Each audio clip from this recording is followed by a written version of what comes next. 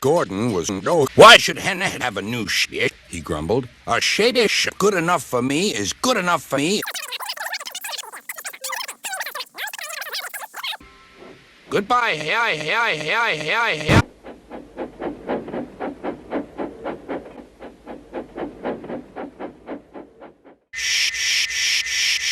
What Trump is hill?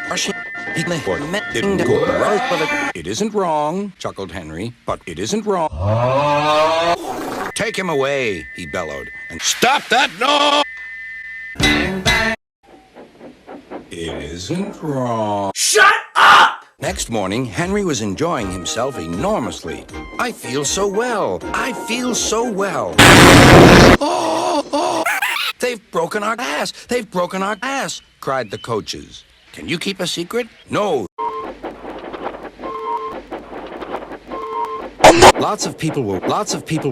Are you ready, Henry? Said the driver. Sneeze hard when I tell you. No.